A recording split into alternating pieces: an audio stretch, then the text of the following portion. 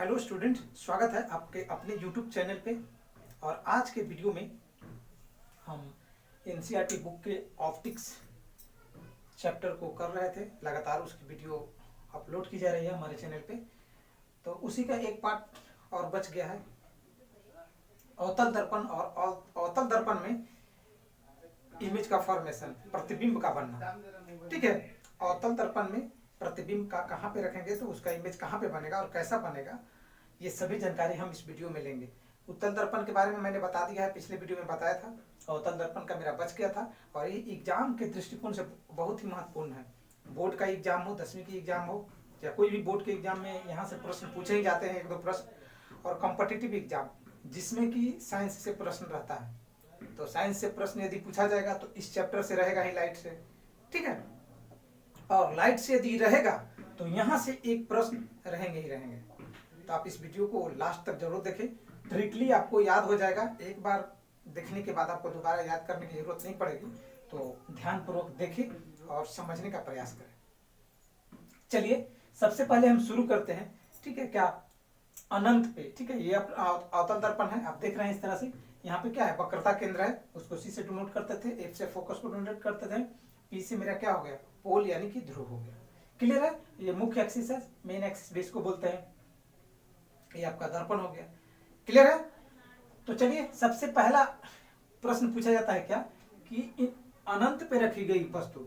ठीक है, अवतल दर्पण में यदि अनंत पे वस्तु रखा गया है तो उसका इमेज कहां पे बनेगा। ठीक है, अनंत इधर कहीं पे होगा। ठीक है, अनंत पे वस्तु को रखा गया है तो अवतल दर्पण के सामने उसका इमेज कहां पे बनेगा। ठीक है, तो अनंत पे रखी वस्तु का इमेज फोकस पे बनेगा। कहां बनेगा, फोकस पे बनेगा। ठीक है, बहुत ध्यान से समझिएगा। अनंत पे रखा गया वस्तु है अवतल दर्पण में, तो उसका इमेज कहां पे बनेगा, फोकस पे बनेगा। कहां पे बनेगा, फोकस पे बनेगा। क्लियर है। चूंकि अवतल दर्पण है तो अवतल दर्पण में वास्तविक और उल्टा प्रतिबिंब बनेगा। क्या बनेगा, वास्तविक और उल्टा। वास्तविक और उल्टा। वास्तविक कहने का मतलब क्या होता है कि इसको पर्दा पे उतारा जा सकता है, पर्दे पे उतारा जा सकता है। मैंने पहले वीडियो में चर्चा कर दिया है कि वास्तविक बनेगा तो उल्टा, वास्तविक के साथ उल्टा का ही संबंध चलता है। और अवतल दर्पण में वास्तविक और उल्टा और काल्पनिक और सीधा दोनों तरह के प्रतिबिंब बनती है। लेकिन काल्पनिक और सीधा सिर्फ एक केस में बनता है, वो हम आपको लास्ट में बताएंगे कौन सा केस है। और जनरली केस में क्या बनेगा, आपको वास्तविक और उल्टा बनेगा। ठीक है, तो ये हमको बार बार बताने की जरूरत नहीं पड़ेगी। तो अवतल दर्पण में जनरली वास्तविक और उल्टा ही प्रतिबिंब बनते हैं। सिर्फ एक केस होगा, वो काल्पनिक और सीधा, उसको हम लास्ट में बता देंगे। लेकिन जनरली आप याद रखिएगा, वास्तविक और उल्टा प्रतिबिंब बनता है। क्लियर है। अनंत पे रखा हुआ तो कहां पे बनेगा, फोकस पे बनेगा। कहां पे बनेगा, फोकस पे बनेगा।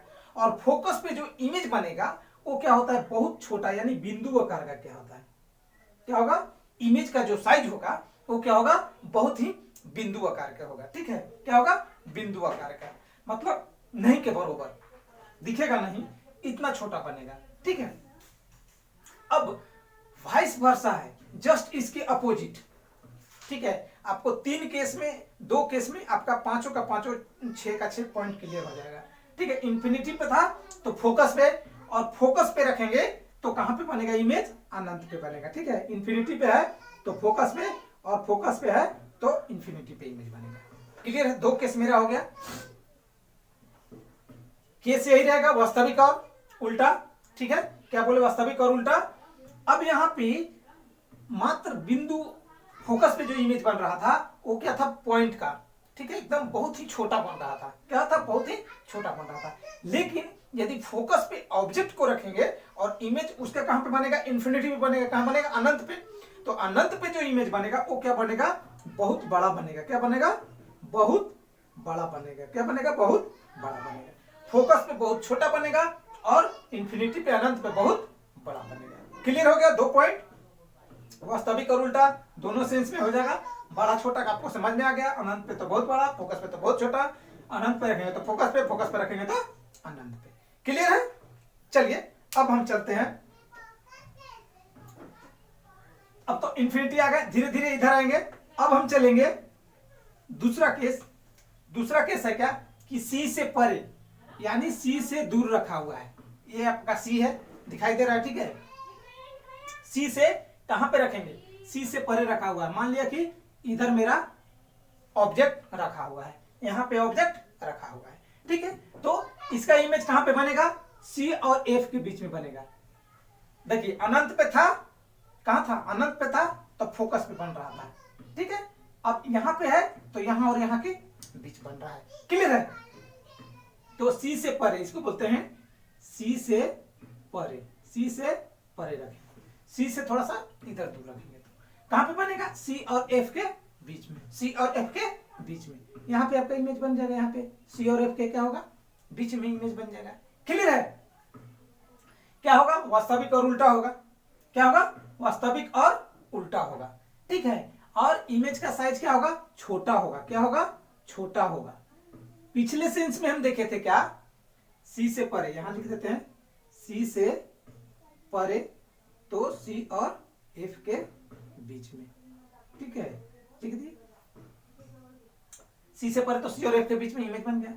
उसके बाद क्या हुआ, फोकस पे बन रहा था तो बहुत छोटा बन रहा था, लेकिन यहां पे बनेगा तो छोटा बनेगा, क्या बनेगा, छोटा, बहुत छोटा नहीं, छोटा बनेगा, क्लियर है।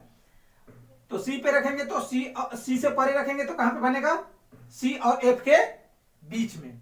जस्ट इसका अपोजिट वाइस वर्सा यहां पर भी, ठीक है, कि सी और एफ के बीच में यदि रखेंगे तो उसका इमेज कहां पे बनेगा, सी से परे बनेगा, कहां बनेगा, सी से परे। सी पे रखे तो सी और एफ के बीच में, और सी और एफ के बीच में रखे तो सी के परे बनेगा, क्लियर है। अब देखिए सी और एफ के बीच में बन रहा था तो छोटा बन रहा था, क्या बन रहा था, छोटा बन रहा था। तो जब सी से परे बनेगा तो क्या बनेगा, बड़ा बनेगा, क्या बनेगा, बड़ा बनेगा, बहुत बड़ा नहीं, जैसा कि अनंत में बनता था बहुत बड़ा, बहुत बड़ा नहीं, लेकिन बड़ा बनेगा, क्या बनेगा, बड़ा बनेगा, सी से परे में। तो 2 पॉइंट क्लियर हो गए, बाकी यही चीज रहेगा, वास्तविक और उल्टा, क्या बनेगा, वास्तविक और उल्टा, क्लियर है। तो यहां तक आपको क्लियर हो गया होगा। नेक्स्ट देखते हैं, नेक्स्ट हम चलते हैं। तो नेक्स्ट में हम ऑब्जेक्ट को कहां पे रखेंगे, सी पे रखेंगे, कहां पे रखेंगे, सी पे रखेंगे, ठीक है। अब हम ऑब्जेक्ट को कहां पे रख रहे हैं, सी पे, ठीक है। तो जब सी पे रखेंगे, सी पे रखेंगे तो इमेज ही कहां पे बनेगा, सी पर ही बनेगा, ठीक है, कहां पे बनेगा, सी पर ही बनेगा, क्लियर है। ये हो गया आपका वस्तु। अब ये हो गया क्या, प्रतिबिंब, क्या हो गया, प्रतिबिंब। तो सी पे रखेंगे तो प्रतिबिंब कहां पे बनेगा, वहीं पे बनेगा, सी पर ही बनेगा, कहां पे, सी पर ही। और उसका आकृति साइज क्या होगा, तो बराबर होगा, क्या होगा, बराबर होगा। बराबर बोले तो जितना बड़ा वस्तु रहेगा उतने ही बड़ा क्या होगा, प्रतिबिंब रहेगा, उतने ही बड़ा क्या रहेगा, प्रतिबिंब रहेगा, क्लियर है। और वास्तविक और उल्टा हो जाएगा, वास्तविक और उल्टा हो जाएगा, क्लियर है। सी पर रहेगा तो इमेज सी पर ही बनेगा, वास्तविक और उल्टा बनेगा, और जितना बड़ा वस्तु रहेगा उतना ही बड़ा वस्तु का इमेज बनेगा, क्लियर है। अब चलिए, अब एक केस और मेरा बच गया है, ठीक है।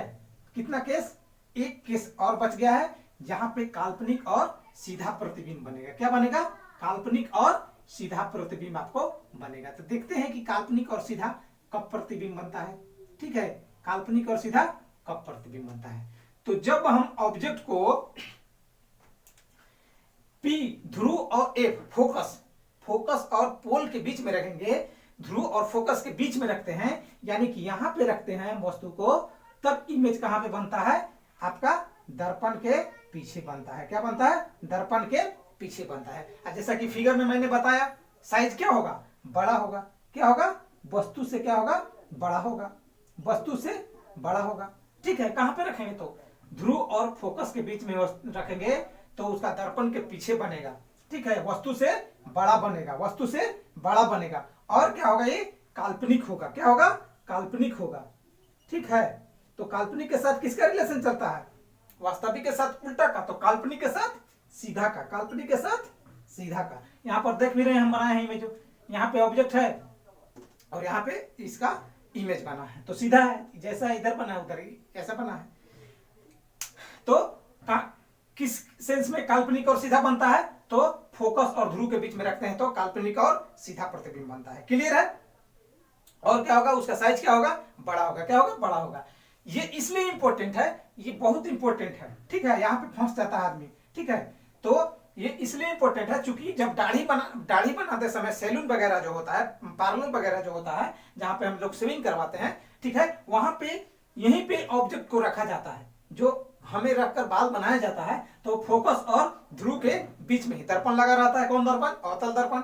और फोकस और ध्रुव के बीच में चेयर लगा रहता है, ताकि हम बैठ सके कहां पे?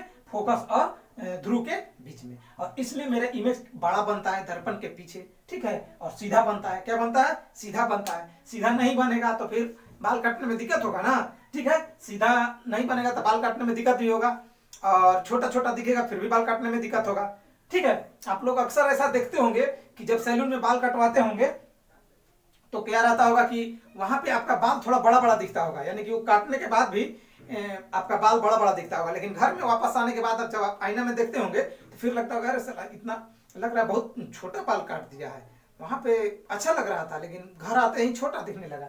इसका मतलब क्या हुआ कि वहां पे अवतल दर्पण लगा हुआ था, और कहां पे आप बैठ के देख रहे थे? फोकस और ध्रुव के बीच में बैठ के देख रहे थे, इसलिए आपका कुछ ना कुछ साइज बड़ा दिखेगा। लेकिन घर पे आएंगे तो समतल दर्पण का यूज करेंगे, ठीक है। किसका? समतल दर्पण का यूज करेंगे, और वहां पे थोड़ा सा आपका इमेज क्या हो जाएगा? छोटा हो जाएगा। क्या हो जाएगा? छोटा हो जाएगा। तो लगने लगेगा कि बाल बहुत छोटा काट दिया है। बात ये नहीं है कि छोटा काट देता है, बाल उतना ही बड़ा रहता है, लेकिन वहां पे आपको बड़ा दिखता है और यहाँ पे छोटा दिखने लगता है। तो मुझे आशा है कि ये वीडियो आपको बहुत ही पसंद आया होगा और समझ में भी आया होगा। नहीं समझ में आया तो 1 से 2 बार जरूर देखें इस वीडियो को, क्योंकि मैं वादा के साथ कह रहा हूं कि ये चीज आपको याद रहना बहुत ही जरूरी है।